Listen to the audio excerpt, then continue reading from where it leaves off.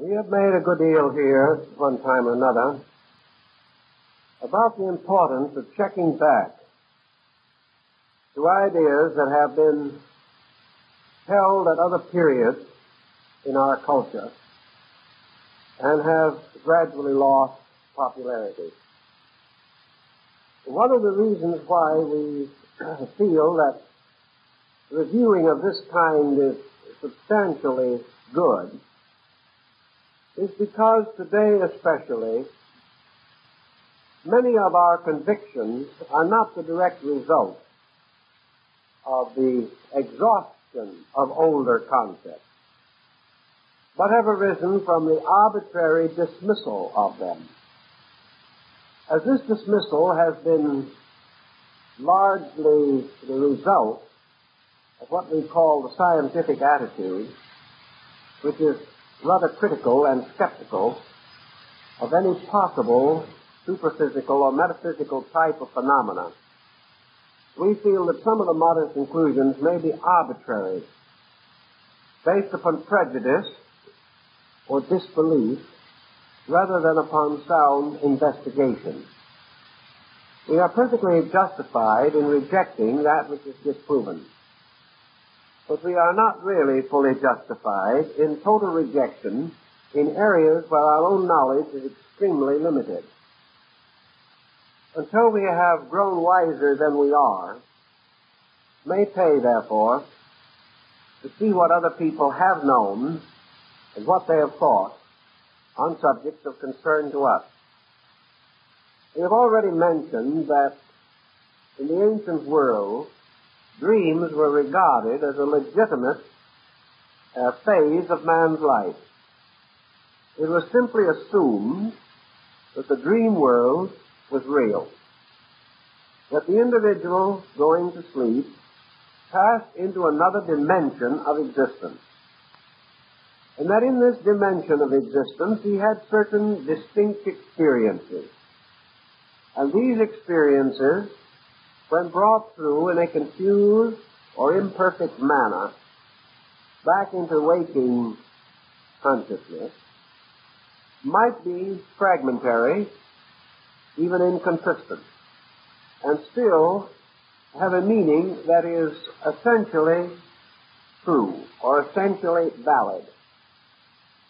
Now, we are not inclined to think today of the dreamer's world as anything more than perhaps an area of psychological function in which the individual releases, through the relaxation of his objective faculties, his own interior subconscious content. This does, however, point out two possibilities. The first, that there may be some validity somewhere in the belief that man sleeping changes world. And there may also be a valid concept underlying the idea that if sleep represents a gradual retiring into the subjectivity of our own inner life, that there may be more in this inner life than psychology as yet has been willing to admit. Let us think through for a moment the Chinese, Greek, and even the old Egyptian belief that in sleep the soul of man passes into the after-death state. That sleeping is in reality a kind of focusing of man's consciousness on another level or plane of function. That therefore, that the sleep world is a kind of place or condition to which individuals temporarily pass. During this sleep experience, they have certain temporary experiences which parallel the after-death state. The Egyptians, who were very thoughtful about this, have given us quite an exhaustive concept of the afterlife. They have implied, for example, that in the afterlife the individual is punished or rewarded according to certain merits or demerits. Punishment consists of a process of cleansing, similar to the concept of the Christian purgatory, which merely means really a place of cleansing or the purging of the life of its various negative attributes. In the underworld of the Egyptians, the soul is therefore constantly being tried or tested in the great court of the gods, the principal episode being the psychostasia, or the weighing of the soul. The Egyptians tell us this, therefore, that death is a process by which consciousness is brought into the presence of punishment and reward. To a smaller degree, then, may not the sleep phenomena carry somewhat of this burden? Psychologists tell us that during sleep the individual certainly comes face to face in dreams with phases or aspects of his own submerged personality.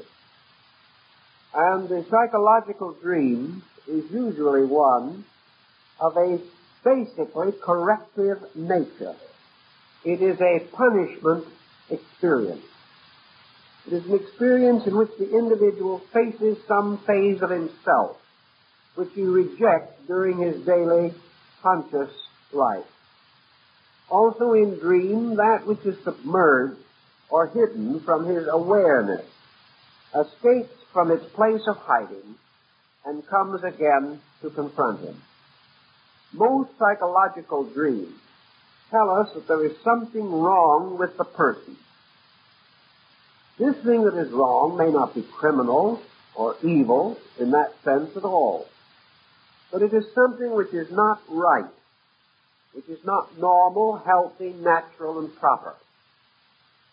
And as we know that the average person does not live an entirely proper life, that he is not always right, and that his conduct is not always above reproach, even his own reproach, we can quite readily understand that the mistakes that he makes, the false beliefs that he holds, the unreasonable or unwise opinions which influence his conduct, that these could produce, and usually do produce, a psychological backlog that becomes locked in him, and which is available to him most directly either in sleep or in what is called reverie, a process resembling sleep, in which the individual becomes relaxed or receptive to the impressions of his own psychic life. The Egyptians, holding their position, then might not be so different in their essential concepts from many of the opinions that we hold today. But because they put their thoughts into a highly theological language, we are inclined to regard their feelings as merely a survival of primitive religious doctrine. Actually, the fundamental point involved is that sleep and death, being aspects of one general condition, that they are phases of human existence in which punishment and reward play a distinct part.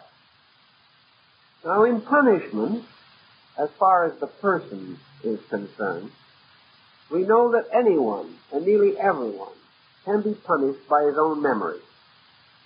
That the things that we have done are never totally forgotten, and that the mistakes that we make, injuries that we cause, unhappiness due to us, all these leave markings in our remembrance.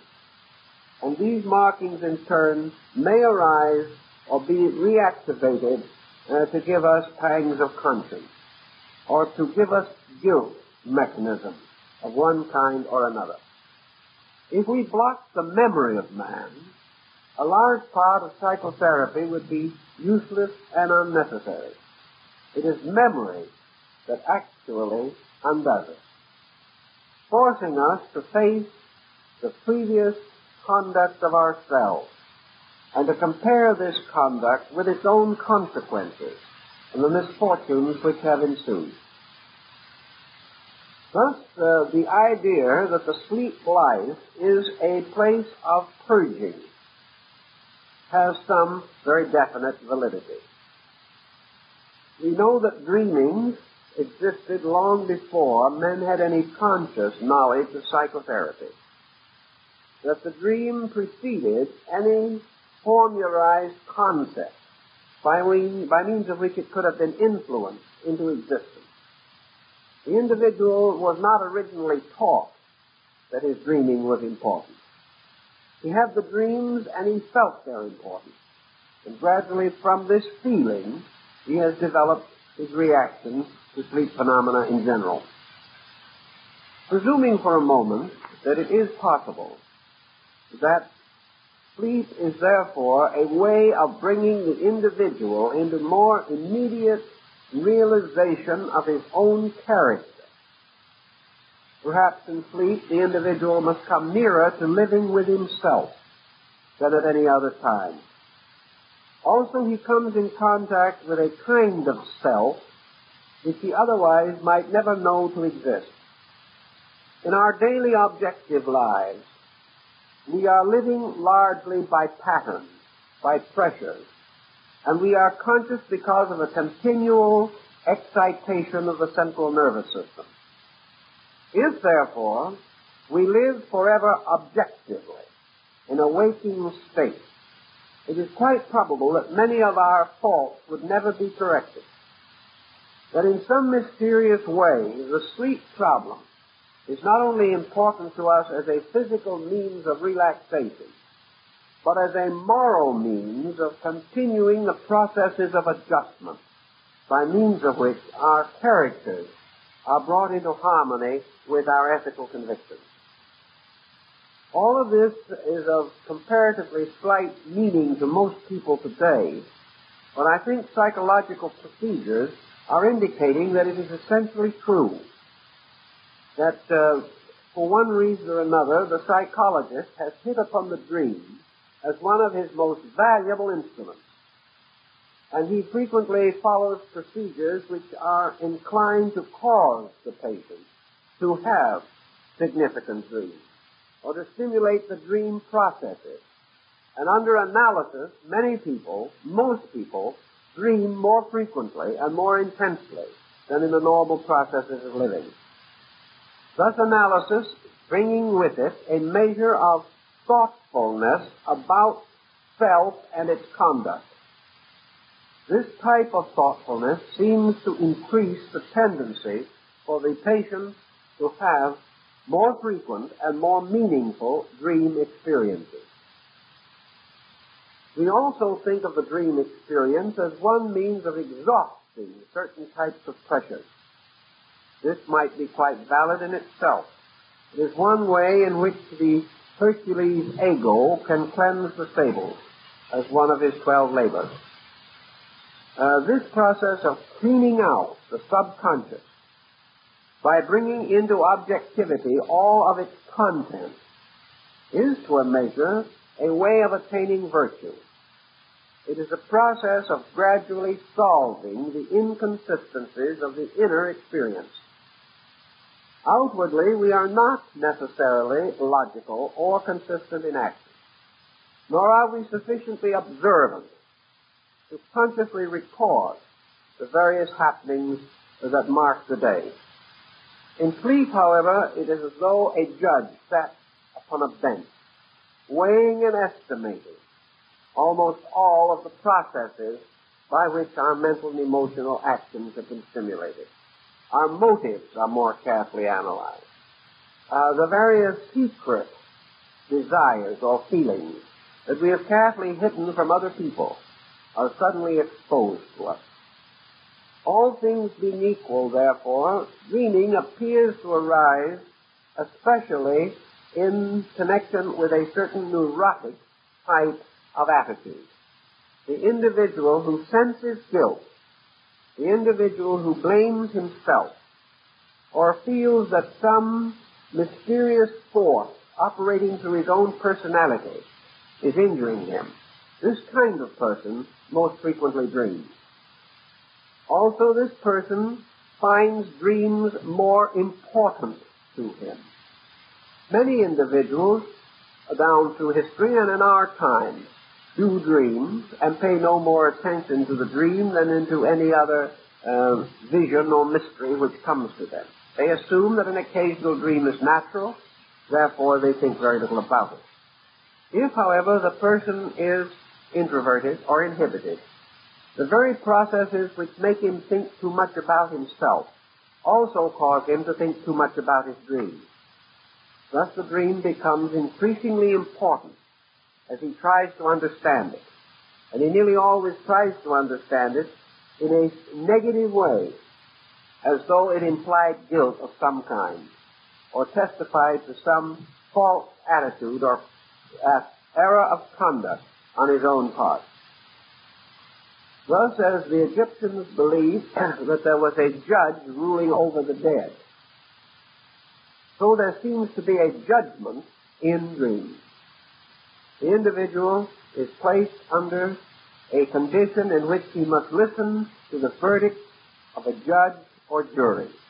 He is in a kind of court where he is being tried and where his various mistakes cause penalties or result in the imposing of appropriate penalties, so that the person is penalized in his sleep for the things that he does while he is awake. This would all fit into the general philosophic concept of the ancients on this matter. The Greeks had a somewhat different belief. In many instances, they associated the dream with the initiatory rites. This means that they, in large, agreed with the Egyptian, for the Egyptian regarded the after-death experience as a form of initiation into the mysteries of the blessed God. The Greeks, rather more directly, more naturally, and somewhat less theologically, because of their very type of mind, assumed that the dream represented a highly, shall we say, intensified way of passing through experiences.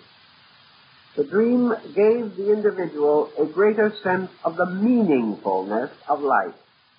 It helped him to experience life as initiation into the great mysteries of deity. In the dream state, therefore, the individual followed a ritual hardly less fantastic than that of the Eleusinian or Sabasian rites. He proceeded to travel into the underworld. He went into the abode of Dis, or Hades, god of the dead. Here he beheld the ghosts of others, performing incredible and mysterious tasks. And the ghost world, described by Homer and by other Greek poets, Hesiod, and in the plays of Sophocles and people of this kind, this ghost world is very close to the idea of a dream world, for it is inhabited by persons under some kind of compulsion, and these souls under compulsions perform all the fantastic duties or absurd actions which we find represented by Dante in his Inferno. Thus, to the Greeks, the dream experience was a key to the waking experience. It revealed in a mysterious way the secret of our daily life. Therefore, man, by his sleep, solved the mystery of his waking hours and discovered the primary importance of events that might otherwise pass unnoticed. The gods of Greece were said to give their revelations in symbols. And nearly always the dream symbolism has paralleled very closely the religious symbolism of ancient institutions. The Eleusinian and all the other rites taught by means of symbols. The disciple or the initiate passing through the ritual was expected to study these symbols, to become inwardly aware of their meaning, and to discover under the veiled truth the great mysteries which were concealed in allegory and legend and lore and rite and ceremony. Thus, to the Greeks, sleep was part of an acceptance into the temple or sanctuary of reality. To them, and to many others, in fact, sleep phenomena has been regarded as more valid than waking phenomena. Now, of course, our modern friends would probably consider that to be little better than an absurdity. But is it absurd? Does the psychologist, when he explores dream symbolism of a patient, discover in this dream experience that the patient possessed a knowledge greater than that which the patient consciously knows that he possesses? Is the dream more honest than our daily conduct? Does it reveal truth of which we are not consciously aware? If such is the case, then the dream is instructive. The dream does represent a valid source of knowledge. It represents a means of discovering value which might otherwise never be possible to us, because in the complexity of a waking consciousness, our sense of value is frequently distorted or, in one way or another, confused. So perhaps the Greek has a point, namely that the dream is a valid source of knowledge. Also, experience has taught men from the very beginning that certain kinds of dreams were dreams of communication, and many of the world's choicest secrets have been discovered as the results of dreams. Some of the world's greatest disasters have been averted by dreams. A vast amount of knowledge that we now consciously hold came to us first as the result of sleep phenomena. I think if we remove from the history of knowledge all forms of scientific, philosophic, religious, cultural, artistic, or aesthetic, or even trade skills that had first been revealed by dreams, that we would be still in a rather primitive condition. Actually, most knowledge the ancients held came from the gods. That man was first instructed by divine beings. And this is little more than saying that this knowledge came to man not merely from his own experience, but by revelation. The dream is therefore a valid form of revelation and has always been so regarded. It has been present as an instrument of direct divine knowing among most ancient peoples.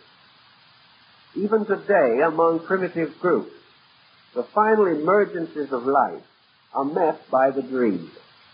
When the individual is unable to secure any practical insight from ordinary means, he goes into meditation or prayer, which departs from the world, or seeks the assistance of some mystic.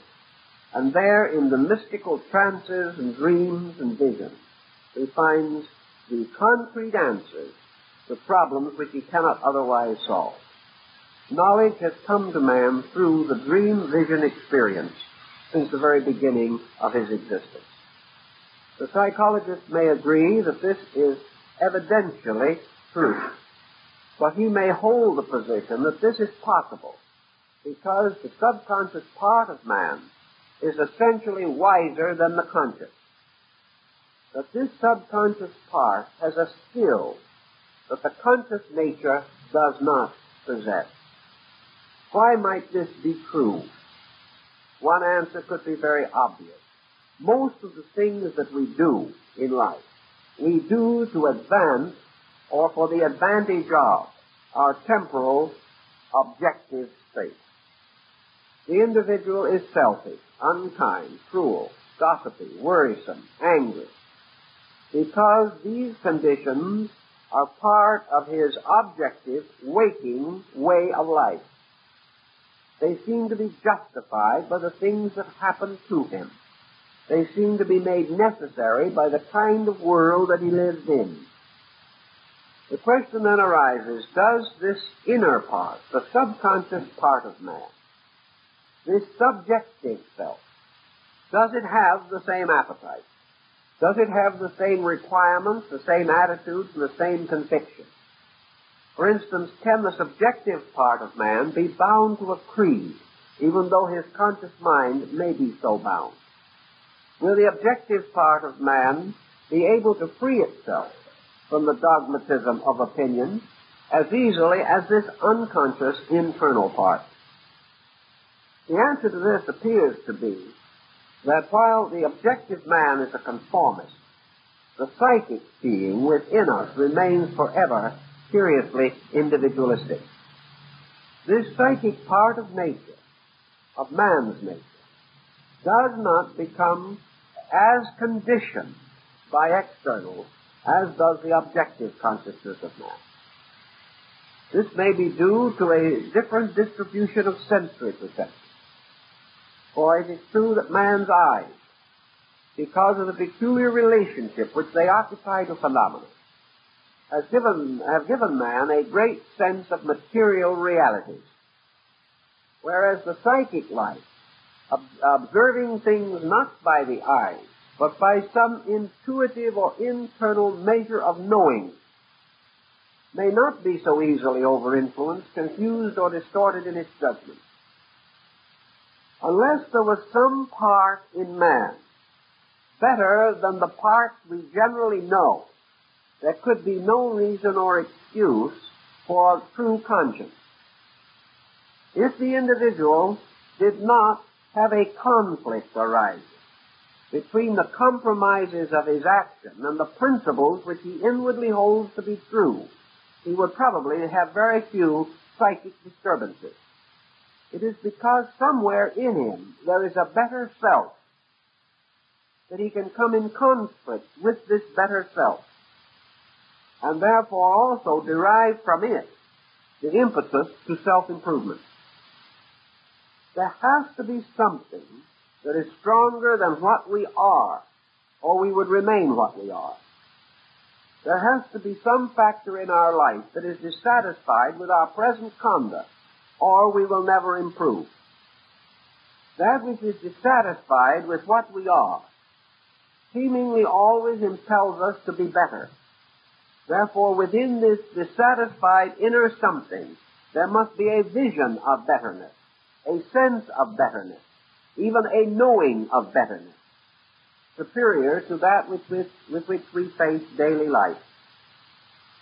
The ancients, perhaps from this circumstance alone, contemplated the superiority of the soul over the body, and they further divided the soul itself into a higher or lower organ, declaring that the higher organ of the soul was by nature essentially more virtuous, more splendid, more contemplatively wise, more aware of reality than that part of the soul which, being immersed in matter, becomes the animator of the body.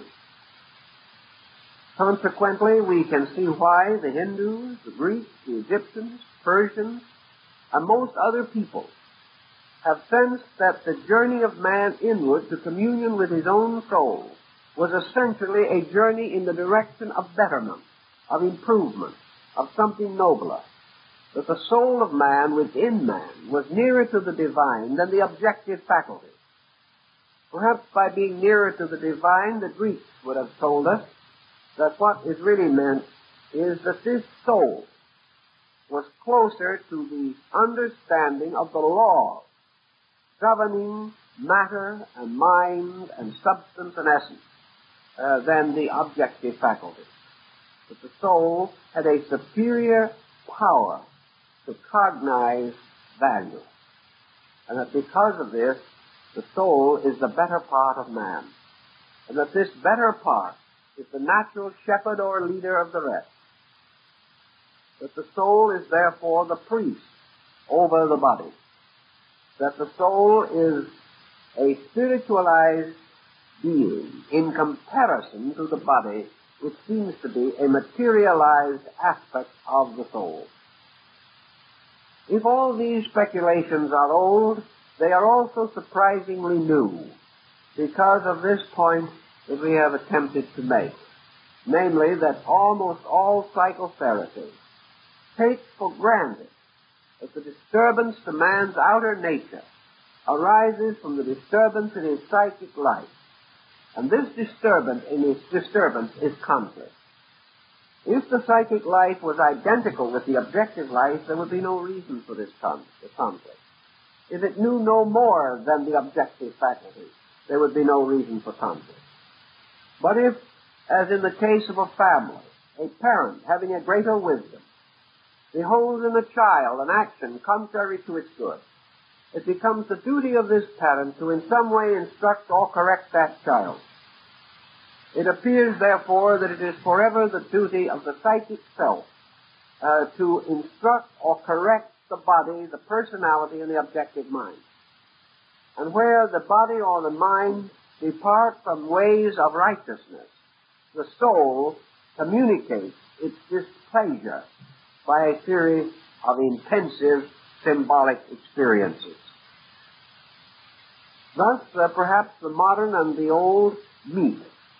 We are dealing with different words, but with essentially the same ideas. We have already analyzed or discussed at some length the reasons why the psychic life apparently is better able to reach man during sleep than at any other time. Because during this period, the objective dissenter is temporarily suspended. As Buddha points out, the machinery of the sensory perception having ceased, man is relieved of the pressure of the appearances of things, and is therefore relieved of this feeling that most people have. What I see is true. If you can't fool me, I saw it with my own eyes. And the individual who says, these things I have seen, these things I have experienced on my own skin, these things which I do not like or which may not be happy are nevertheless true because I have recorded them. And I have recorded them exactly and precisely with the assistance of the sensory perception. The person saying this is in a highly defensive position. He is in a position in which he finds it necessary to live in conformity with these testimonies of things seen and heard and known through immediate contact. Yet these things in themselves are highly relative. Even one very careful thought about the world we live in will reveal to us that the conduct of the creatures of our own kind making up this world, this conduct is more unreasonable, more inconsistent, and more fantastic than a nightmare. Actually, the things that we accept and see and regard as realities because they are occurring in our physical experience, these things are many of them completely unreasonable, and as far as validity is concerned, they are not by any means actually true. Yet we have a kind of truth based upon external material experience. This kind of truth can be important, but only if we light it from within ourselves.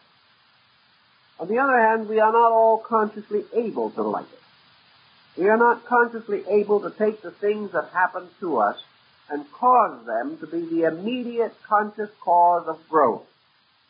Nature is concerned with the advancement of lives, the advancement of the consciousness of being. Man himself lives for many years, sometimes an entire lifetime, without ever having truly accepted the challenge of the experiences which have occurred to him. He has passed through these things, he either has enjoyed them or he has suffered because of them, and he goes no further in his estimation. He is definitely opposed to that which hurts him. He is definitely desirous of cultivating that which pleases him. And beyond these attitudes, there is very little logic. Actually, therefore, man's hope of gaining the necessary experience from action is that this experience be justly measured, weighed, and estimated by some faculty in man. Plato regards this faculty as the soul. That the soul, therefore, is the initiator. The soul is the power by means of which meaning, essential meaning, is contributed to experience. Now, essential meaning is very different from apparent meaning. For we can create and have created two kinds of code. One is the code of man, and the other is the code of God or nature. One may be regarded as the code of sacred things and the other of profane things. For the most part, man has not built his material way of life upon a divine code. He has built it very largely upon a pattern of compromises down through time.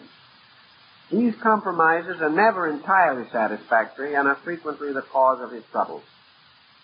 Yet there may be another code known to himself, whether he realizes that he knows it or not. And this is the code of inevitables as they exist in the larger pattern of life. There is a pattern of law that must be fulfilled. We may break all kinds of man-made rules and survive, but if we break this rule that is not made by man, but has an eternity in existence itself, if we violate that rule, then we come under serious difficulties. And nature will never rest until we have remedied this break and returned to a proper harmonic relationship with the essential pattern of life itself. The dream phenomena seems to have a bearing on this. It seems to be a way of bringing man back again to the responsibilities of his life. Where the conflict between the inner psychic nature and the outer conduct of man becomes too great, we may have definite indications of mental disease. This type of situation nearly always arises from some violent disturbance which has disrupted the natural order of life and has caused the individual to become too deeply involved in a pattern which is not essentially right. This pattern continues to hurt him and come in conflict with a pattern within himself which is essentially right. Thus there is a world pattern which we are all trying to live by, and an archetypal pattern which we must all live by if we intend to survive. These patterns are not identical, and the conflict between them represents the source of psychic stress. We know also that other things being equal, the sleep process is accompanied by a diminution of the entire excitation processes of the brain and central nervous system. Under sleep phenomena, we react less violently to stimuli of all kinds. There is a noticeable tendency for the heart to beat less rapidly. There is a very definite shift in the processes of metabolism. The metabolic processes slow down distinctly. We also recognize that there is a gradual separation of energy from the motor system, with the tendency of the body to become inert. We most of all notice, however, that this process gradually ends in the suspension of our objective mental functions. The study of sleep in animals and lower creatures brings some interesting information for our attention. Sleep as we know it, the kind of sleep that we have, seemingly is peculiar to higher forms of animal life. It is true that probably all creatures rest in some way. But as we go down the ladder of living creatures, we find more of rest and less of sleep. We find that the sleep process is not accompanied by the total extinction of consciousness that we find in man and the higher mammals. Thus we observe, for example, that in the human body, in rest, metabolism also slows down, but not to the same degree that it does in sleep. Thus it might conceivably be that lower forms of life might not require sleep, and that sleep as we know it is in some way a psychic necessity. That sleep, therefore, in the way that we experience sleep, is only possible to creatures, or only necessary to creatures, in whose lives or in whose experience there is a conflict between their way and the universal way. Animals and the lower kingdoms of nature particularly live in such a consistent adjustment with instinct that it is very rare indeed for them to violate it. Man is continually violating it, or has so reconditioned instinct that he cannot depend upon it. Thus, where instinct guides, where the creature does not come into any ordinary conflict with nature, apparently there is far less stress, far less wear and tear in the nervous system, and therefore far less need for sleep, as we know it. Animals rest a great deal, but they have the wonderful habit of resting with one eye open. A cat will be very quiet, and you will think that it has been asleep for hours. But if there is the slightest indication of the unusual, a cat's eye slowly opens. It doesn't shake itself and wake up. It just simply has been kind of dozing. It has, however, never lost consciousness of its environment. The same is true of many other animals. Some animals sleep standing up, indicating that they do not need the total relaxation of the motor system that we have. An animal will stand with its foot in one position for hours. But at the slightest need, without any sense of awaking, the animal moves. It seems to be constantly aware of its own body and its ability to control its sensory functions. It can rest, it appears to relax completely, but it does not pass into this peculiar coma-like state with which we associate human sleep. Some of the higher mammals do sleep, but they are also the ones that are now being noted to possess neurotic tendencies. And as a result of association with man, for some time, a number of animals have become violently ill. There is now evidence that we may need to finally develop animal psychologists. Not because the animal is of its own nature psychotic, but because experiments have shown that if you subject a rat to incredible wear and tear in the form of confusion, the rat will become neurotic and will begin to show all kinds of symptoms by which it becomes more intimately associated with the human type. What causes rats to become neurotic? Well, one of the things that causes rats to become neurotic is noise. Continuous noise. Seems to wear the poor little rodents completely out. Another thing that causes rats to be neurotic is the breaking of rhythms. If you place rats in a continually inconsistent situation, if you begin to feed them at strange and erratic times, if you, for instance, make a little house for them in which you have a door in a certain place, and you teach them to come in and out of that door, and after they've done it for 2 or 3 days, you close the door up and put it on the other side of the house. They'll adjust, but do it 4 or 5 times into different parts of the little house without any reasonable explanation, and the rat will begin to become neurotic.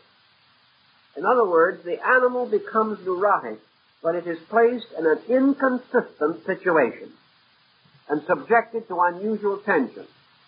Well, I would say that this could apply to our way of life and might have some way of explaining why we become neurotic. The rat becomes neurotic when it is disoriented, when it is no longer able to function according to its natural inclinations, or in which it develops various patterns and these are immediately violated. If there is a constant violation of law and order, the rat will become neurotic. And as it becomes neurotic, it produces a whole series of interesting phenomena. One of the sure proofs of neurosis in rats is that they suddenly get very tired. Neurotic creatures get tired. They do not get physically tired in the ordinary sense of the word. They become nervously exhausted. Thus, a neurotic rat needs much more sleep than a normal one. Also, its appetites change. The neurotic rat eats more. It becomes more and more dependent upon various forms of stimulation in order to keep its organism functioning. Its sleep apparently becomes a method of nature compensating for tension. This may well explain then why the human being and other higher animals require sleep. This sleep is a method of compensating for inconsistent action, or action which cannot be normally and properly planned for. It is a way of compensating for emergency, for stress, for any form of unusual activity suddenly thrust upon an organism. If the organism is placed in a new environment, it will adjust. If this environment is changed with reasonable regularity, it will continue to adjust. But if the changes are unreasonably rapid, the animal becomes neurotic.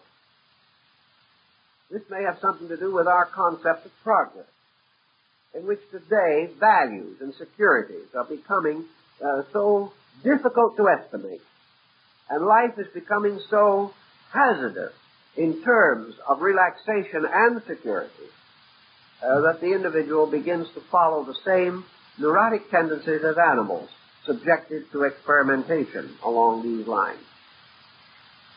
Now, when you get to the point, then, where your sleep process begins to take over in a more or less consistent way, as with us, it is natural that this sleep process should become increasingly necessary as certain types of stress become increasingly frequent or powerful. Sleeping and waking with man is obviously associated with the rhythm of the world around him. It has now been rather generally acknowledged that sleep phenomena is one of the legitimate links between man and universal phenomena.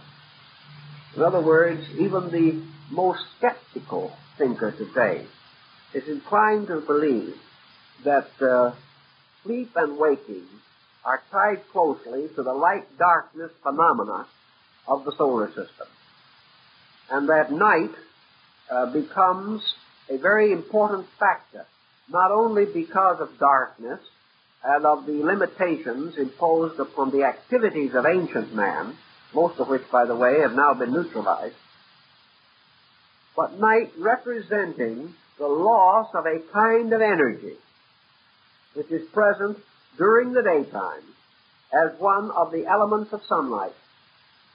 Therefore, the loss of sunlight becomes not only a symbol, but a factual loss in the vitality of the individual. That his vital elements, his vital resources, increase in daylight and decrease in darkness. That this is factual, because that light contains a stimulant, or a stimulating factor. This stimulating factor, being removed by darkness, or being obscured by darkness, seems to mean a distinct change in the energy vibration to which the individual depends for his survival. Let us try to analyze that just a little more, because it probably has a great deal of meaning. And as time goes on, this meaning may be more evident to more people. If you take away the objective consciousness of man, you then reveal something in man that is otherwise concealed. It is concealed because the objective consciousness is so positive, so aggressive, and so active that we are not aware of the passive processes. They are continuing, but we do not know that they are. Take away light from an area of the earth in the process of day and night, and you remove what might be equivalent to the objective energy of man. The moment you do this, another kind of energy, which has always been present, but which has not been noticed or realized because the solar energy is far more positive. This other kind of energy begins to take over. And in the absence of the solar energy, this other energy is more immediately noticeable and also is not counteracted or compensated for as it is in the daytime. In other words, the energy of darkness is not in a mysterious way overcome by the energy of light at night. Thus the sword of the sun ray no longer slays the dragon of darkness. And the struggle between light and darkness may be quite different from what we have mythologically considered it to be. Now, if you take away the solar light, what other energy do you release? Of course, the most common thought would be lunar energy, because in much of the night, the moon may be active. We know that the lunar energy is real because it affects the tides. But we also know that the lunar energy is inconsistent because the moon passes through phases. We also know that these phases are also marked in the psychic life of man in the circulatory system, and particularly in the monthly cyclic periods of women. We know, therefore, that this lunar energy does have an effect. But this lunar energy, as we say, is also an inconsistent thing. So we may look for something even more basic.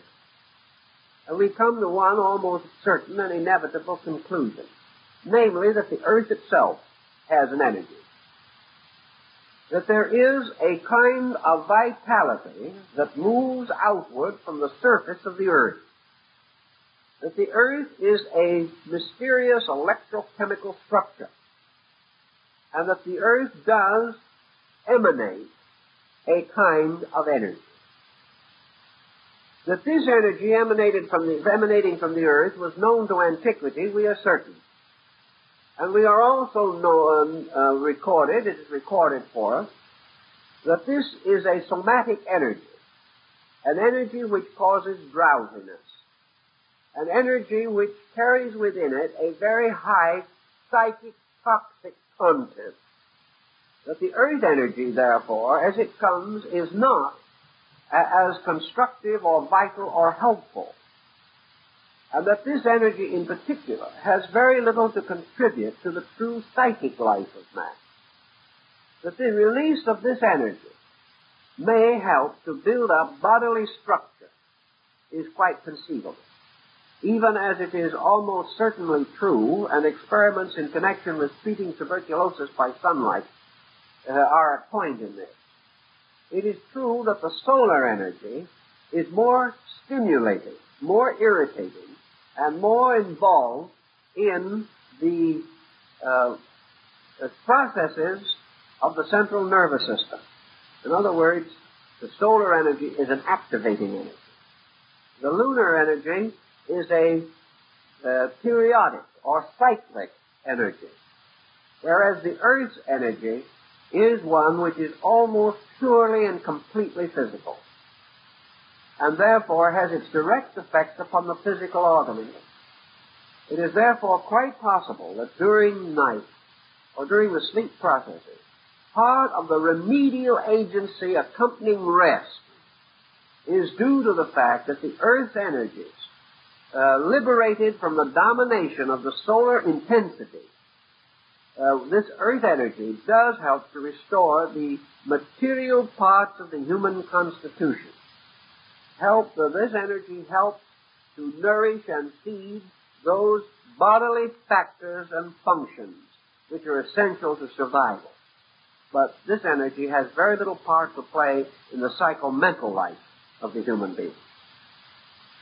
The energy of the earth, therefore, being what we might almost term a kind of toxic energy, may, when the solar energy is withdrawn, contribute toward the condition of exhaustion or the sense of physical weariness which associates itself with the processes of sleep. Sleep may then well be partly regulated by earth energy. During the daytime, activity being the victory of the solar energy over the earth's energy. But the earth's energy is related largely to growth, whereas the solar energy is related largely to function. Thus, growth can imply or mean the restoration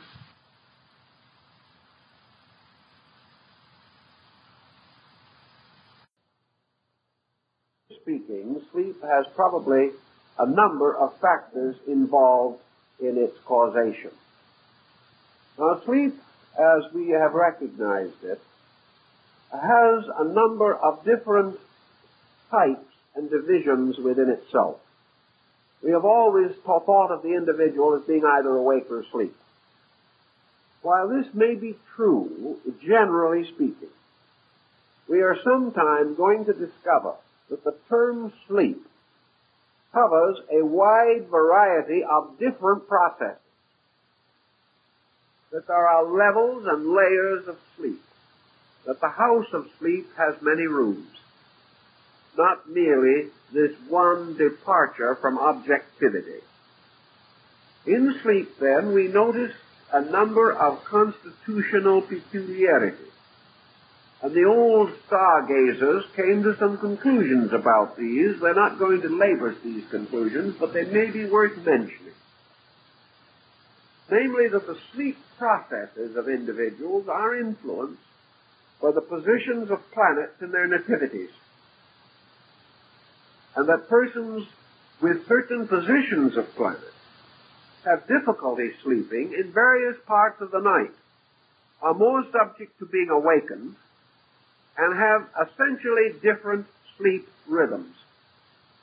Now, for instance, we like to believe that everybody should have about 8 hours, that they should go to bed around 10 o'clock, they should get up around 7 or 6:30, and that this constitutes the good old-fashioned agricultural, agrarian pattern based on the importance of milking the cow at the right time. Actually, these processes are among the imaginary rules which man has created. A number of persons, particularly of certain temperaments, find that 8 hours of sleep will not suffice them. Others find that it is too much. The amount of sleep necessary is apparently regulated by a number of different faculties and circumstances, and that one of the elements is the soundness or depth of this sleep. Some people sleep lightly, others heavily. Sleep may also vary from night to night in the life of a particular individual, affected by temperature, noise, climate, food, all these different factors. It is observable that the young generally require more sleep than those of older years, whereas the aged frequently flourish on comparatively little sleep, but may require more rest. Thus we find a clear division gradually arising between rest and sleep. Rest is very largely a process of reducing the exhaustion of resources without necessarily sacrificing consciousness. Sleep represents a more or less complete exclusion of the consciousness factor. Some find sleep more easy in the early morning hours. Many artists and creative persons find that they do best work in the deep hours of the night. Many creative thinkers have been night workers and have found that the peculiar situation of night is especially suitable to them. Now, how can this be true if, for example, we know that the night energies have a tendency to be numb or to lower the vibratory rate? I think the answer lies in this, that these creative geniuses have seldom been trapeze artists. What they have been, for the most part, is sedentary persons. They are persons who have done most of their creativity either in terms of mathematics, literature, art, music, and creativity of thinking, and that they are therefore inclined to achieve a kind of physical relaxation in which they rest the body but are able to maintain the stimulation of the mind. Also, as the person's internal life strengthens, he becomes less and less dependent upon the patterns of external living. The person, therefore, who psychologically is in constant or nearly constant communion with his inner life requires a different kind of rest and a different kind of energy from the person whose objectives are almost totally physical.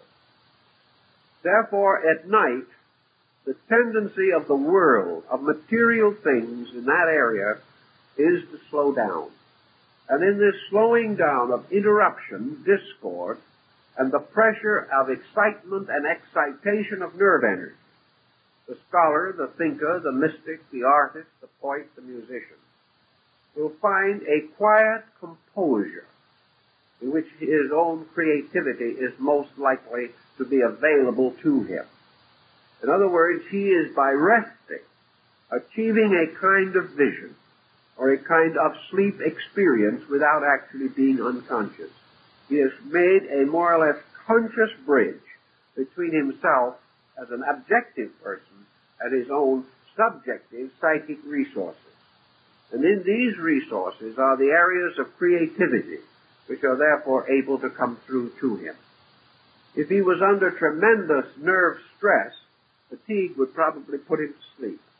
But if he is relaxed under these pressures, he is therefore able to be receptive to the psychic pressures which most of us record only in dream phenomena.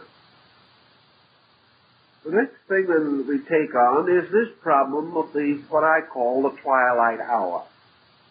And this has more or less the factor of tying all these ends together to create the major picture that we are trying to bring to attention.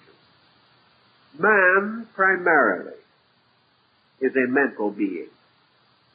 He is a physical being because he is in a physical body, and this body has certain needs which the individual must supply, and which he is adequately able to supply because he does possess a mental nature. And by this mental nature, he has the ingenuity and the creativity to meet the various needs of the body. Consciously, however, the average human being does not accept this point of view. He accepts the point of view that his reality is physical, not mental.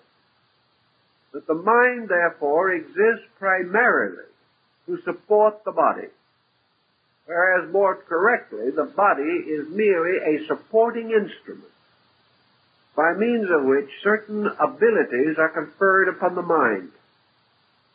Thus man, by wrongly focusing his energy or his point of awareness, has mistakenly assumed that his physical nature is himself. And under this false assumption, he has bound his mental equipment not to providing the necessities of his physical existence in the term of the simple needs, by means of which the rest of his energies might be available for other purposes. But he has cast all of his energies into this physical problem, and therefore has little, if any, opportunity or energy for the advancement of his own true estate, which is that of a thinking creature. Thinking is largely defensive or evasive at the moment. It is merely the individual thinking himself in and out of difficulty. This is not the purpose of the mind. The purpose of the mind is to have a positive existence of its own. In the peculiarly small hours between darkness and daylight, we have this period of twilight. This period of twilight corresponds also with a kind of equilibrium between earth and solar energy. The first rays, so to say, of the solar life is returning. It exists as an auroral glow. It is reflected in the sky from some other part of the heaven where day already has arrived. It is, however, merely a glow of anticipatory light. And in the process of the mingling of this first feebleness of the solar energy with the subtle energies of the earth, there comes a period or a brief time when these two energies are brought into equilibrium, before one conquers the other. As night falls, the earth conquers the solar energy. As dawn comes, the solar energy conquers the earth. The sun god Horus slays the Python, the god of night. But there is this period in which there is almost a complete equilibrium. In this complete equilibrium, we have a mysterious foreshadowing, or a mysterious symbolic statement of equilibrium in the psychic life of man. We have a point in which, for the moment, there is no conflict, where things are in such complete balance that both of the areas of activity are in harmony, each with the other. In this peculiar suspension, man has the greatest availability of his total life. He has those moments which are the nearest to being the accurate moments, the moments in which neither his addiction to the external nor his submergence in the internal dominate. Each has united with the other. The Egyptians symbolized the peculiar twilight, therefore, of the dawn as a door between the worlds, as an entranceway or gate in which lives could move both ways. In these hours, according to the Hermetic doctrines, Hermes Trismegistus, the Psychopompus, or herder of souls, herds souls back and forth between the worlds of the dead and the worlds of life, or between the worlds of sleeping and the worlds of waking. In these moments, two conditions of energy come so closely together that they form a mysterious alchemical compound. Perhaps it is the ancient symbol of the marriage of the sun and moon, as the symbol of the marriage of spirit and matter. But here in this equilibrium, there is a moment of validity that never occurs at any other part of the 24-hour day, of the 24 hours of the day. The old peoples believed that this point of equilibrium lasted only for a few minutes. Some held that the complete equilibrium, perhaps only about 3 minutes.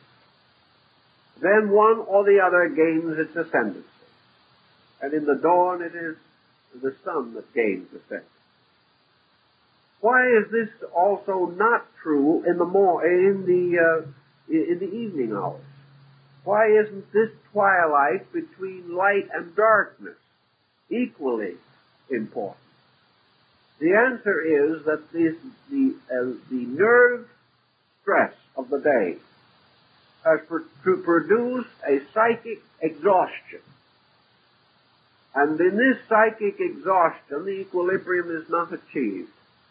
The equilibrium seems to be based partly upon the body having first attained rest. Consequently, it is in the morning hours and not in the evening hours that this peculiar transitional period exists.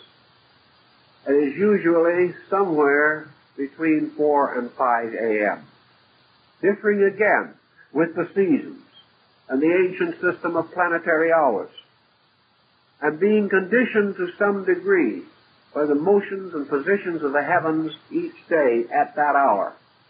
But the ancients held the basic pattern to be valid. In this peculiar suspension, then, it seems as though the entire person is open at one time. Now, actually, man does not have a conscious experience of this openness. He probably awakes in the morning refreshed, if his rest has been reasonably good. He does awaken energized, with more abundant self-control, with greater optimism for the day, with stimulation to make plans come true. He arises, if he's in good health, with the proverbial bounce, and proceeds immediately to waste half of it with his setting up exercises. By the time he gets through those, he's ready to go back to bed again. But he feels good about it, and he is optimistic, and that is a very important factor. You will never find an animal do setting up exercises. You have to be a little stupid to do it, but a lot of people believe it helps. The belief will help them if the exercises do not. Actually, man's problem of exercise is not also at all well handled. Socrates pointed out once that exercise was meaningless unless the individual who was exercising was accomplishing something. Socrates absolutely refused to take a walk unless he was going somewhere. But he strongly recommended that everybody be going somewhere. But the exercise must be valid. It must not be for its own sake, or you will produce only an athlete with a profoundly low IQ. The problem of the morning awaking following this rest period also gives us some key to these twilight experiences in the morning hours. If it is true, and there seems much to sustain, that there is a peculiar psychochemical balance, and the two states of consciousness have the greatest possibility of mingling without conflict at that time, then it is obvious that the internal life of man is most available to him in these hours. Also, that the external factors or faculties have the greatest receptivity to knowledge. Also, in a sense, if man has any power which will enable him to explore himself, he will have the greatest facility in doing this in these particular periods of time. Thus, the communion of kindred spirits is established as the balance is reached. From this situation, several things may naturally come into expression. Man, having at that moment the greatest availability of his own totality, is perhaps in those moments the wisest that he can be in this world. This means that if there be some particular reason for a peculiar attitude, he can hold it. The Egyptians also had the thought that it is not important whether man remembers these things or not, that actually they occur whether we know it or not, and that by this occurrence a certain internal psychic balance is maintained, that every time we reach this mysterious twilight hour, we have this interchange, whether we know it or not. And that this interchange is very important in maintaining the psychic health of the person. And if he does not know anything about it, this is perfectly all right. But he does arise more clear-minded and with greater available intuitive power as a result of this experience. It follows then that if in these hours there is some peculiar need that has arisen, if in this particular time of the meeting of two natures brought together in at least reasonable rapport, if there is some particular exchange of basic idea or energy necessary, then we are very likely to have the significant dream experience. This is the time in which the psychic nature can most directly communicate with the objective functions and faculties of the body and mind. It is at this time that the will of heaven can be most quickly known on earth. It is at this time that the person behind the body or in the body issues its daily regulatory recommendations to the body. It is at this moment that the divine establishes its relationship to the person every single 24-hour period. This situation was something perhaps that needs to be remembered, for it is a kind of daily psychic quickening, a process of reestablishing a covenant between the inner man and the outer personality. This covenant is necessary to life. And if a situation in the conduct of an individual or in his habits becomes so impossible that this covenant cannot be established, then he is in trouble. So you may say, what of a person on a swing shift who never has these hours available to himself, who is in some line of work in which he is dedicated to that delightful path known as the graveyard hours, in which he has to be awake then? As the research into the problem seems to point out that under those conditions the exchange still takes place, but it is less obvious to the person.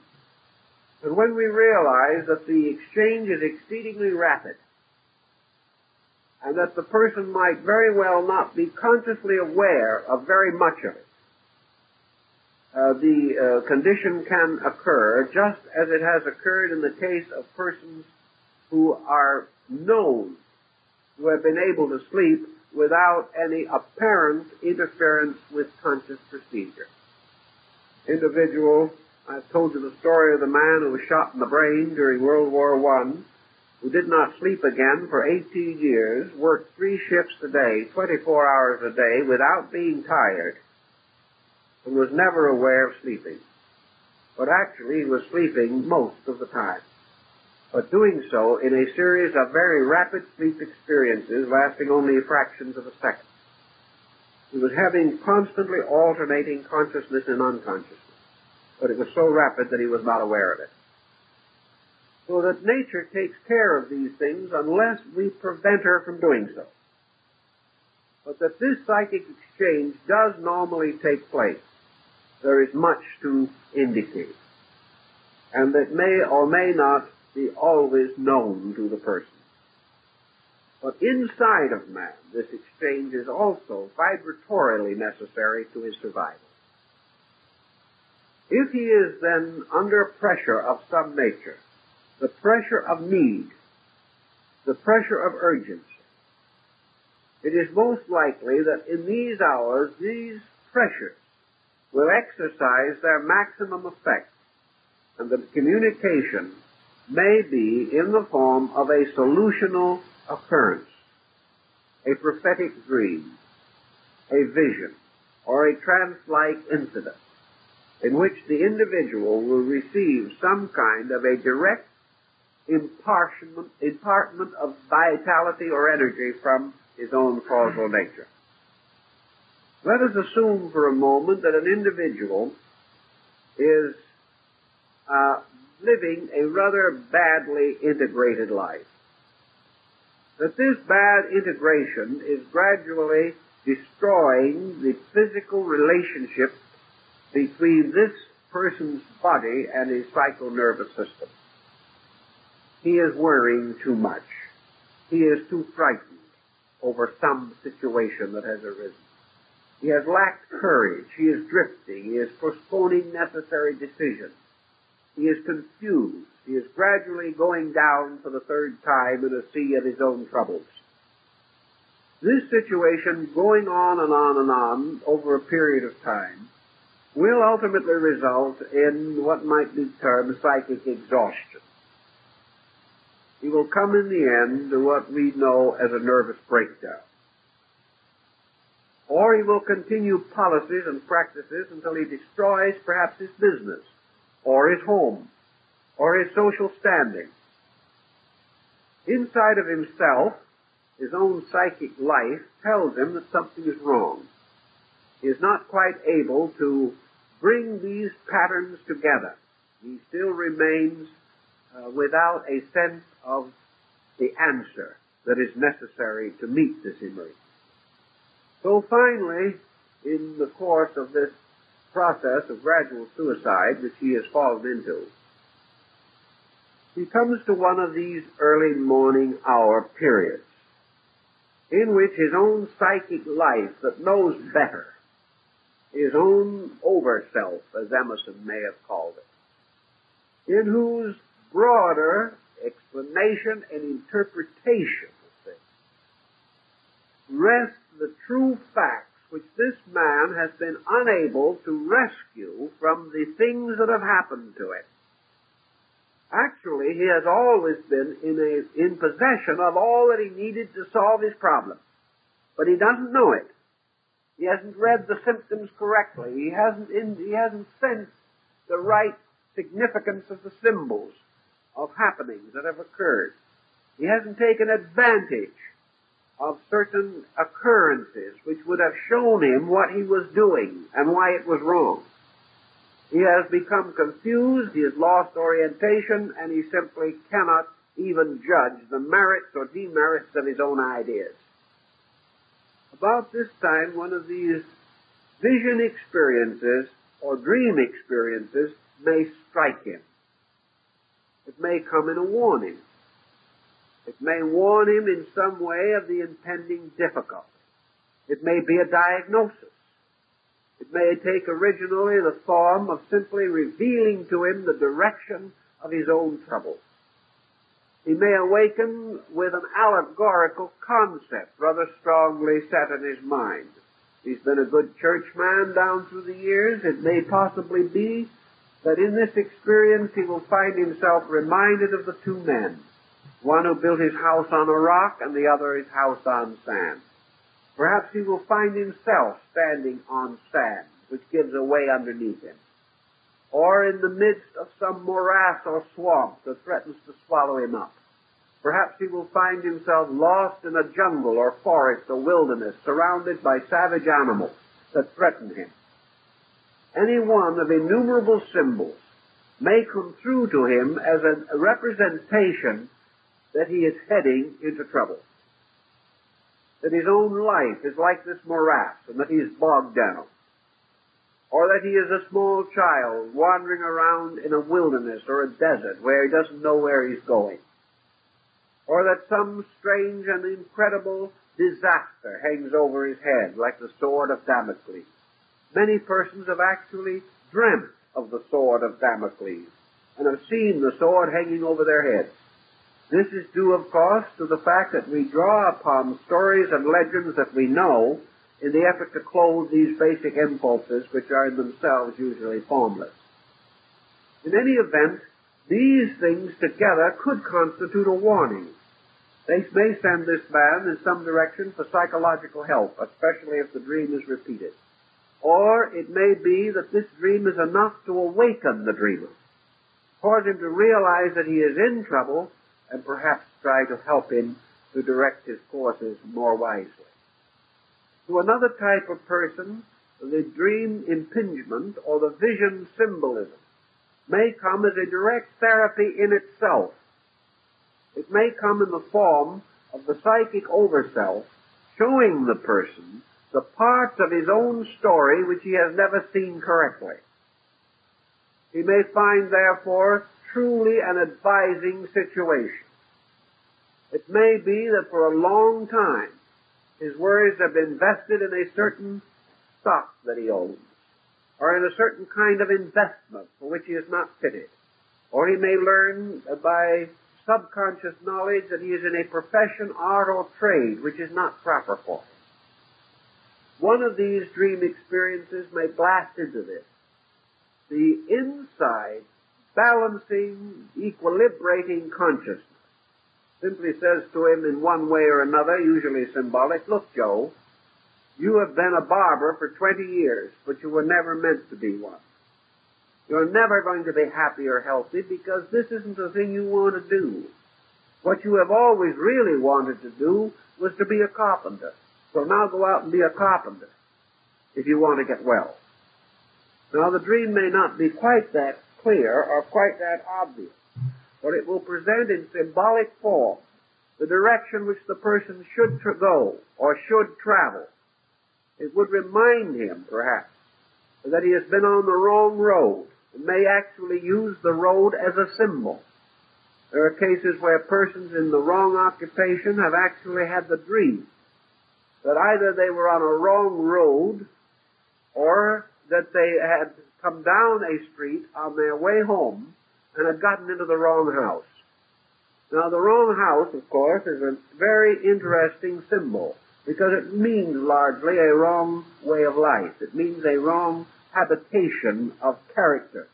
One man had a dream that he went into a house which he thought was his own, and it proved to be somebody else's house, and when he got in there, he saw himself dead in the front room. Now, this is a cheerful little thought, but what does it mean? It merely tells this man that he is in the wrong house, and if he stays there, he's going to find himself dead there. He is going to crack up. Now, whether he is physically dead or whether it symbolizes the fact that as long as he is in this wrong house, he will be as dead, as though dead. Nothing will operate properly. Nothing will work well for him. His present situation is wrong. He's in the wrong house, and in that house, he can only be dead. Nothing will ever truly come to life. Perhaps this man then rushes out of the house in his dream experience and rushes down the street. And where does he go? Well, he is terrified. He is half sick. He doesn't know what that is going to happen. And in this dream, he rushes down the street looking in various directions to find where he shall go. And he finally comes to a church. So he rushes into the church and falls down on his knees to pray. Now, this is also telling him something else. It isn't necessarily telling him to go to church. This is really too obvious for a psychic experience. They are not that literal. What it is telling him is that he needs consolation of understanding, of inner character, that he is deficient in faith, that in some mysterious way he has not sought inner guidance. And the church becomes to almost everyone a symbol of divine or inner guidance. And the recommendation is, of course, that he listens more to the inside and less to the outside. That he doesn't depend upon his own objective mind, but depends upon this intuitive power, which men have always symbolized as a divine principle in themselves. Now, another interesting thing happens in a great many of these kinds of experiences. There is a strategic and carefully calculated point at which the person awakens. The time of awakening in the dream is sometimes of the greatest significance, inasmuch as it generally tells one of two things. Waking either indicates acceptance, and the moment there is acceptance, there can no longer be any problem. The reduction of tension by acceptance brings the psychological intensity of the vision to its natural termination. Or else, there may be so much resistance to the truth on the part of the individual that at a certain point he rejects the experience completely and escapes by waking up. There is therefore always this problem to consider, that as the various phases of analysis proceed, perhaps the same dream will recur, but the individual will awaken at a different part of the dream. This is an indication of certain acceptances or massive rejection on the part of the individual. This, of course, also points out something that we cannot really deny and have really no intentions of denying. And that is that these kind of visions seem to also, in many instances, imply the element of foreknowledge. General foreknowledge is not difficult.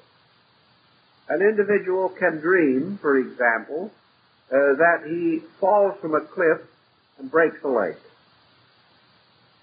Now, he may be quite upset by this dream, and he may be very, very careful from that time to stay away from cliffs. He assumes that the dream is a literal thing, whereas more likely, the dream represents a symbolic accident. In other words, if he continues in a certain course of procedure, something will happen. For instance, how did he happen to fall off the cliff? The dream may vary on this point. Perhaps he is pushed off. Perhaps he is running away from something and falls over the edge. Perhaps he is tired of life and decides to cast himself off of the cliff. And having cast himself off, suddenly wishes he hadn't halfway down. This type of dream, therefore, of the falling or dropping from a cliff, may have a number of interpretations, some of them more or less prophetic. Perhaps the dream is telling the individual that he can no longer run away from the incident.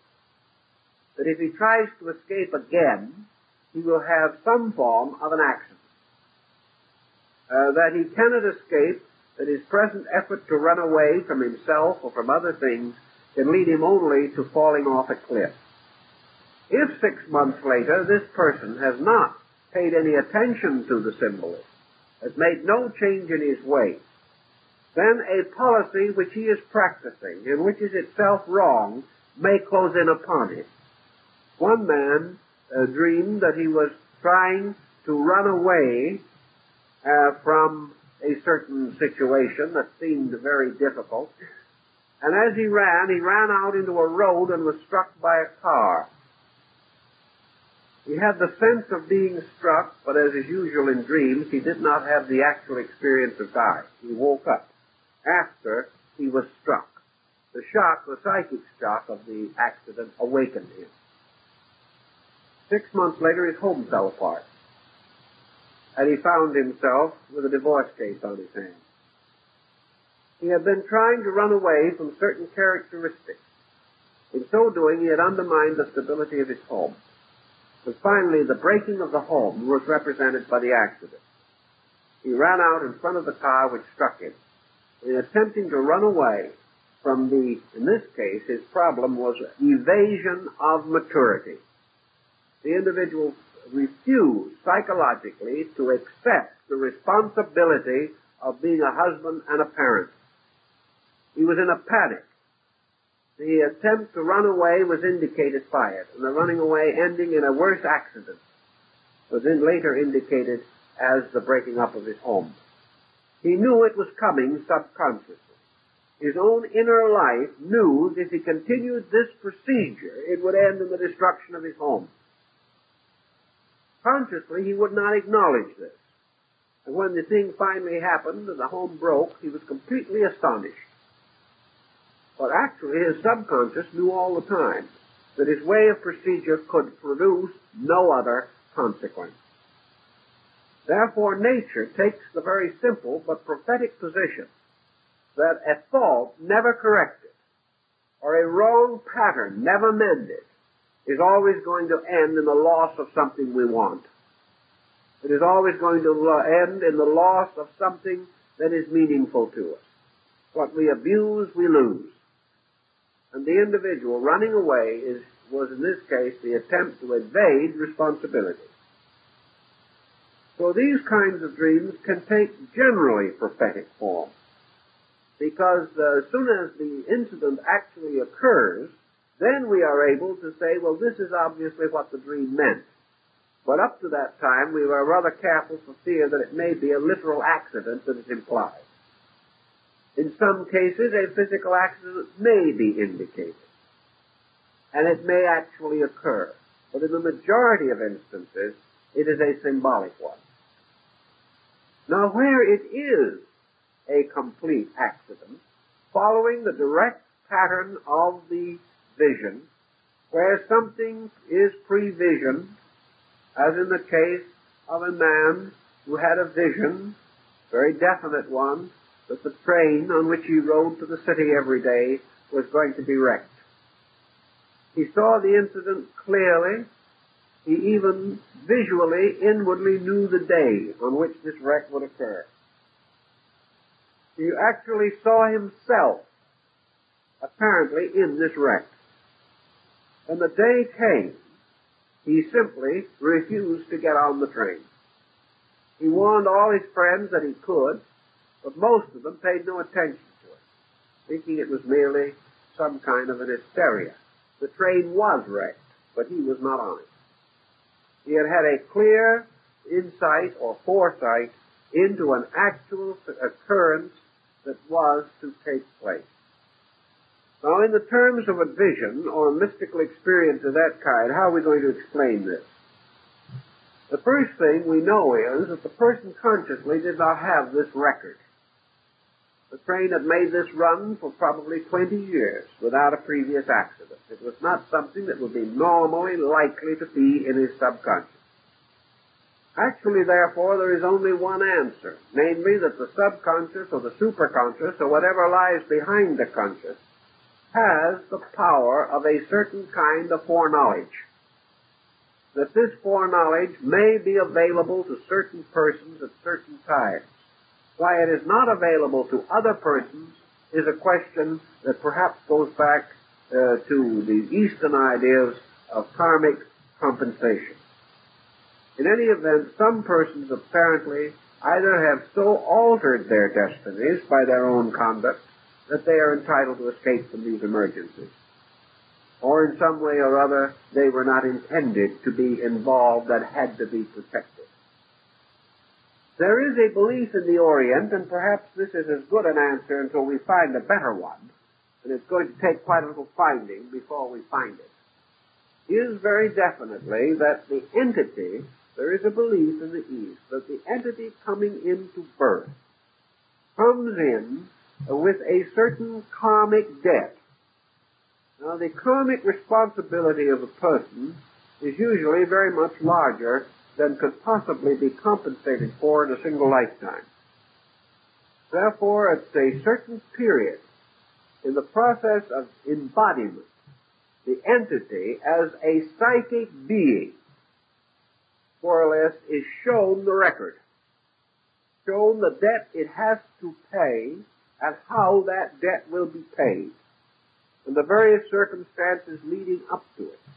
So that as far as the psychic entity or the incarnating entity is concerned, there can never be an actual moment in which the psychic being does not understand what is happening to it. In other words, there can never be on the higher part of man's nature any doubt concerning the honesty of the situations in which he is involved. But the objective consciousness is not aware of this. Therefore, it is possible that the archetypal image of the total course of a life and the debts and lessons peculiar to that embodiment in the terms of its karma may be available to the psychic entity, and that this availability becomes the basis of an immediate prophetic power.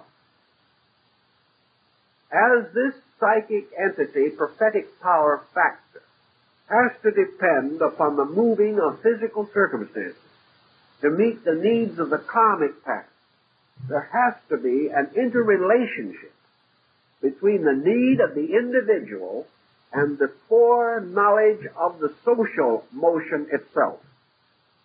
In other words, there has to be an archetypal motion behind every event that occurs. Every event that we see has to be a seed breaking through ground into visibility. The invisible part of that event lying in its karmic relationship to life and in the causes which produce it. If there is an archetype or an akashic record, not only of things that have happened, but of the natural unfoldment of life collective according to its own destiny, then the relationship of man to the common destiny may be available to the consciousness of the individual. In any event, incidents of this kind have occurred. No simple explanation that will be of immediate acceptance by all scientific and otherwise no such explanation is likely to be found.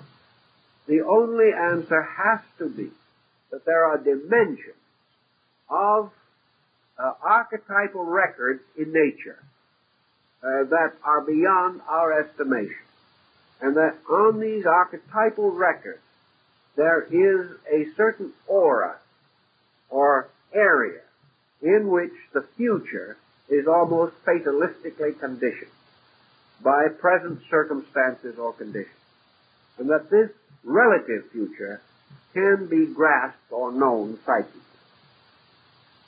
Thus, the person's place in this relative future can be anticipated. Where the anticipation does not occur, where the individual goes quietly to his destiny without ever knowing that it is his destiny. Obviously, under those conditions, the pattern works in its complete operation. But supposing for a moment, man being an individual has along the course of his lifetime made certain basic changes in his own temperament. These changes may alter or condition his destiny. For with man as a self-conscious being, destiny cannot be fatalistic. Thus, if for some reason his own relationships to events change, then it's possible that the psychic life within him is given the problem or given the responsibility to adjust his relationships to events to meet the psychological changes in his own nature. Thus, one may be warned and 10 are not. 10 persons may pass through the same experience and one survives. The same thought was, of course, largely used in the development of the story of the Bridge of San Luis Rey, in which persons of many types gathered on the bridge when it collapsed. Each one, however, who was there, though apparently in no way related to any common moment or common point, each was where he had to be in order that the various threads of life should all work out. I believe that the so-called vision, which deals with events to come, it merely represents the fact that the psychic nature is aware of this and aware of what these events must be. But that if this awareness was communicated generally to the objective life, the entire process of destiny would be frustrated. The individual, without merit or without reason, being in a position to foreknow his own destiny and avert it, would no longer be operating with nature. Because the only way a person can justly avoid a destiny is to outgrow it. And if he doesn't outgrow it, then he has no right to change it. The psychic life in him, being primarily concerned with the good of the individual and his ultimate fulfillment of the laws of his own being, will not be nearly so concerned with accidents and incidents as the perfection of character, regardless of cost in terms of life and death as we know these terms. Thus, there are many situations that can be considered, but apparently this peculiar timing of ours becomes associated with the most generally valid period by means of which this interchange of worlds takes place.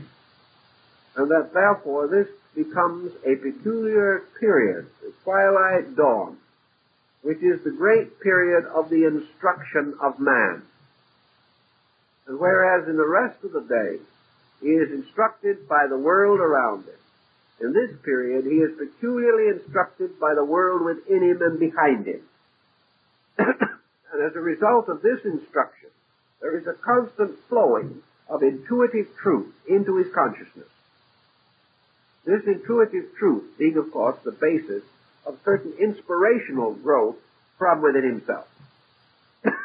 Realizing this, we recognize that perhaps the ancient was right when he declared that at this time the worlds came together, that a door opened, and mysteries came forth, and man in turn approached the gate of mystery. By the common interchange of his internal and external parts, gained a continual participation in that which he needed to know in order to continue. For man must be moved not only by the circumstances around him, but by the life within him. And as the life within him has very little authority during his waking hour, it is in this other period that this inner life has its moment of authority. And in this moment provides the tremendous energy release that protects the individual not only through the rest of the 24 hours, but perhaps for many days. This understanding of this peculiar psychological process may have in due time its place also in our researches along psychological lines. Well, I think our time is pretty well up, so that's about all we can do with it now. Now, this will be the last of our Wednesday evening meetings until after the first of the year. After the first of the year, why, I shall have to go to San Antonio, Texas, for a short series of lectures, and we will begin our activities here again about the middle of January. At that time, we will also have a new series of Wednesday evening meetings. The first series will be devoted to a reconsideration of the subjects given on Sunday mornings, which will be our annual World Predictions. There will be 5 in this series. The second series in the spring program will begin sometime probably around March, and will be devoted to a study in 5 evenings of our book, Man, the Grand Symbol of the Mysteries, bringing to focus upon this new material that we have stored away concerning the mysteries of the human body and its functions and its relation to occult anatomy and physiology. Those will be the 2 classes of the winter season. You will all receive your programs in due time. And I thank you very much for being with us this evening.